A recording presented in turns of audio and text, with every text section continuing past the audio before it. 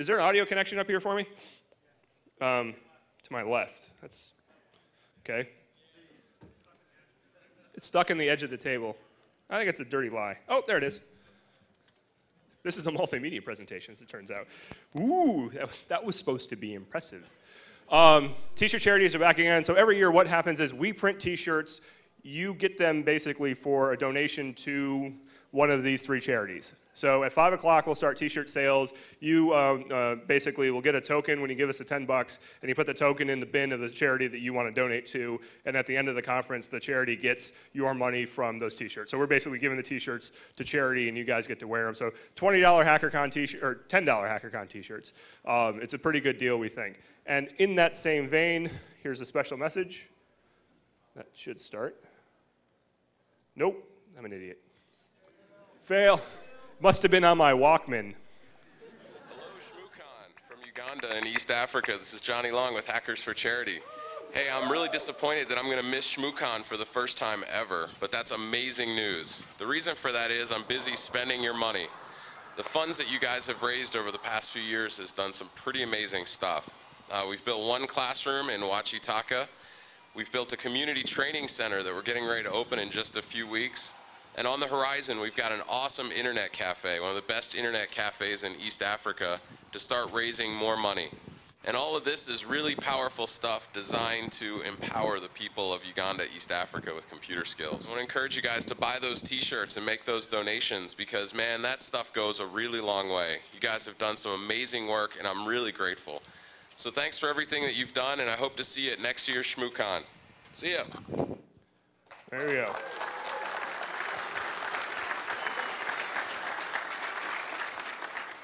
And I think EFF, is there somebody from the EFF that wants to come say a couple words? Oh, hello there. Thank you. It's all sweaty. Oh, no worries, no worries. I like sweat. Hi.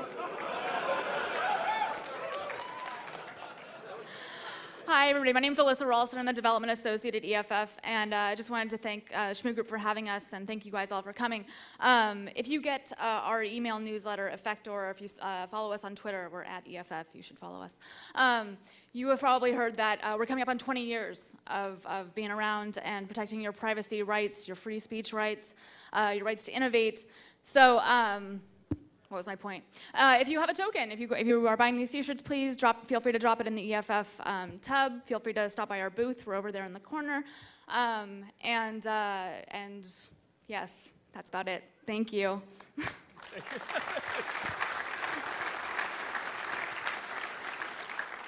All right.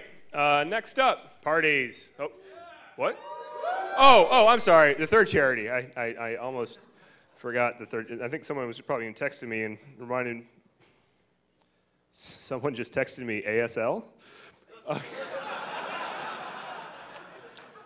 And all I got was a phone number. Jeez.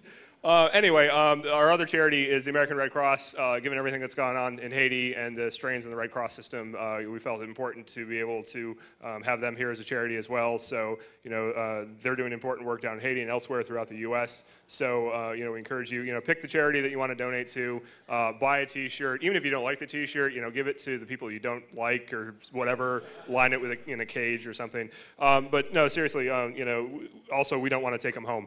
So please buy them. Buy 3. Yeah, we really don't want to take things home. I'll sell you. Never mind. Parties. So Friday night last year there was a party. There are a couple parties that were going on that I think were officially endorsed. This year there's really nothing along that line. Saturday night there'll be a party at Club Heaven and Hell in Adams Morgan, which we have been assured will be open. Seriously, like they are ready. They're sleeping at the club, from what we understand. So. Which for some sounds like a utopia, right? I'm just gonna have a slow drip of bourbon all night while I lay here. My 7-year-old just chatted, get drunk. I'm a bad, bad daddy. Anyway, starts at 8 o'clock. It's going to run till midnight. Open bar. I don't know that even after midnight, once they open it up to the public, a lot of other people will show up. So, you'll probably have the run of the place all night long. It's about 6 or 7 blocks away. You go down, cross the bridge into Adams Morgan, hang a right on 18th, I think, and just go down like a block, and it's there on the left-hand side. So, I would say normally it's walkable. If you have snowshoes, it might be more walkable for you tomorrow night. Wristbands are available at the registration desk, 1 per customer, yeah, that's about it on that. Feedback, please provide feedback. Again, we had the feedback system. It's a new improved version of the one that we had last year. It's available at feedback.shmoocon.org. Please, in all seriousness, we put a lot of work into doing the conference, and I hope that it goes well every year, and sometimes it does, and sometimes there's ticket sales. And there's always rough edges, and the thing is, the one thing about the volunteers that are involved in ShmooCon is they work their butts off, and even when things go bad, we take it personally, and we try to make it better. I know the speakers take it personally when they're up here on stage. They want to give the best talk that they can, especially when I'm up here saying, speakers are full of shit. So we want you to provide feedback, because if you don't provide feedback, I mean, admittedly, the Shmooballs are feedback, but we want something potentially a little bit longer lasting, except the bruising. Please go to feedback.shmoocon.org. Provide feedback on speakers. You can get it from your mobile phone. You can get to it from laptops, from the Con Network, from home later on. Please go provide feedback. Video and picture policy. First, Ted's back. Yay, go Ted. Ted drives across country to come do this, and it's a Herculean amount of work, and Ted's a little injured this year, so help him along. Buy the DVDs. Get Ted medical assistance. There's a healthcare plan pitch for you. We'll post the videos online after the con. Right now, the video is being streamed live for those snowbound people or people that couldn't get tickets. So, hello, Internet. Welcome, online audience. How many people are watching right now? 6 or 7? 232 people watching ShmooCon online. What? Hi, Shane. There, I'm giving shout-outs now. Anyone's birthday, I can call to your mom. You got Skype? Yeah, we could have, no. The picture policy is back again. We do have a picture policy. I know this is, for some people, this is a little shocking, but we like we're private people, and we know a lot of people here are private people. So the way the picture policy works is, 1, there's no pictures in this room except for the official photog, who is Carson. He's got a kilt. He does his own upskirts. He needs a really big lens.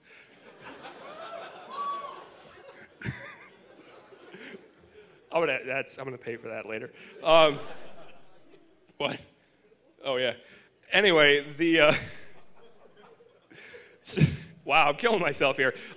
Other than that, no photos allowed in here. If you can take photos in the hallway and things like that, but if you do, everyone in frame has to give the permission to the person taking the photo. Okay? If people are in the background or whatever, we don't give a shit. Like, you still get their permission.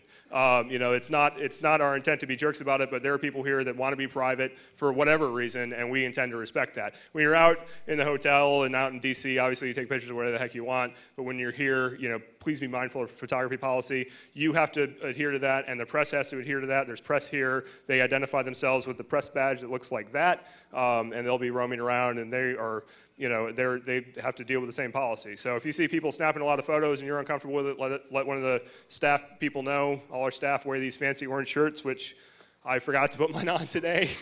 Nice. I look like a jerk. But honestly, please, it's something we take seriously. Other warnings, because I'm being a downer right now. Please read the hotel info in the program. We like this place. I mean, I know there's some rough edges, and it's maybe a little more expensive than some people want to pay, but it's a good hotel. It makes it very easy from us, from con organizers, to throw.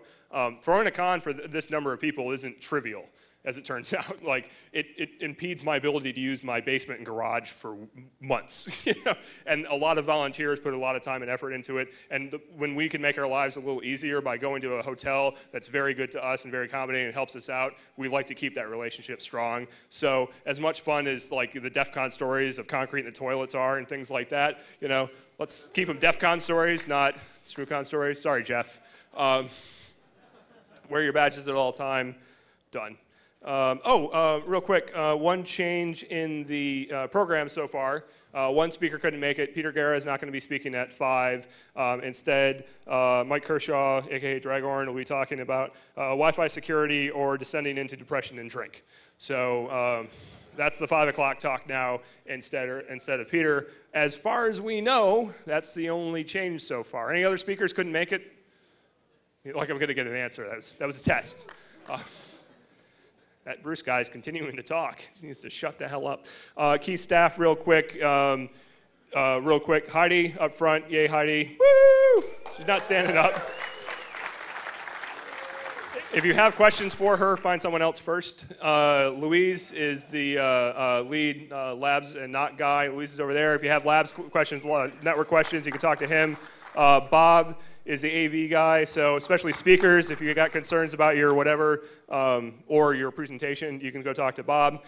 Tamsin's the lead registration wrangler, who I presume is still at registration. Woo! GM1 and freshman security leads. They're right there, and GM was, freshman's roaming around, and I'm just the free agent. If you have problems and you can't find a staff member or whatever, you can always come talk to me. Honest to God, I don't have any responsibility this weekend. I just get to do this and basically kick back and then fix problems that other people need help with. So if you got something weird going on or whatever, you can always find me. I'm happy to help, because otherwise I'm just going to be at the bar. So really quick, you guys put me on stage, and I can't just talk about logistics. I got to give a little rant. So I got my soapbox here, and I'm glad we got the schmoo ball firing out of the way. So first of all, the last year was, oh, jeez. And I'll keep this brief, but I felt this kind of stuff needed to be said. It's been a strange year. Like, a lot of things have gone down in the last year that are kind of security related that I think, kind of tell the story of what 2009 was like and where we're headed. We had the swine flu. Everyone went crazy. How many people had the swine flu? And you're all here. You're still bipedal. You got all your fingers. Liver's still intact. You can drink. It's all pretty good, right? It was a pandemic of non-pandemic proportions, It was something that, people got sick and it was bad and it spread really quick, and it could have been a bad thing, don't get me wrong. But what it led us to is things like Janet Napolitano teaching us how to sneeze. She gets up in front of the universe and everyone is like, sneeze into your arm. And we think, well, that's pretty stupid because, we don't need to teach common sense. Everyone knows common sense. We all know we should sneeze into our arm and cover our mouths and wash our hands and that kind of thing, right? Maybe not, but arguably we should know these things, we should do these things. But she got mocked mercilessly for teaching people how to sneeze, And maybe it was a little funny, but honestly, common sense is important. Well, we all practice common sense, right, in our day-to-day jobs. First of all, APT, I said it. Like, yay, it's on everyone's mind. It's in everybody's Twitters and blog posts, and every company is jumping on the APT bandwagon. I saw somebody on Twitter the other day that said, in 2 years, the term APT will be totally overused and won't mean anything. I'm like, I think you mean today. It's already happened. Everyone's talking about this. Well, what can we do? Well, there's all kinds of high-tech things we can do, right? We can have trusted systems. I'm a big trusted systems fan, and people don't like me for this because I sit up here and say, DRM is good because we need that kind of model to really produce secure systems. Boo, yeah, bring it on. We need better detection capabilities, better network analysis capabilities. We need to think risk-based or threat-based or this-based or whatever. There's all kinds of ways of thinking about the problem. But in reality, the attackers use the basic parts of our network against us, the stuff that we do shitty today that we know, common sense, we shouldn't be doing, but we do it anyway, right? We have password policies. Every goddamn organization on the planet has a password policy. Does every box in every organization adhere to those password policies? Oh, no, the Windows boxes, and the ones that aren't in development, and these ones over here, well, like 40% of the boxes have the password policy, but we have the policy so we can check the compliance box. Yay, compliance. So, people here, I'm sure there's plenty of people here who do pen tests in this room, right? Do you go after the mainline systems that are patched and have, everyone using 20-character passphrases with, like, facial scanning and all kinds of crap? No, you go after the lab box. It's running, like, Red Hat Beta 2 or some nonsense. Oh, and all the passwords are Bill. and you log into it, and then you rate the entire enterprise from that one Linux box. And then you say, where is the box? And it was like, I don't even know. It's gone. We have auditing everywhere, right? We have every audit log we want all aggregated to one place. Yeah, we know auditing's good, right? Auditing, good. Common sense, we should have audits turned on. A lot of places have audits turned on and they don't go anywhere. You know how hard it is to investigate an incident when you have to log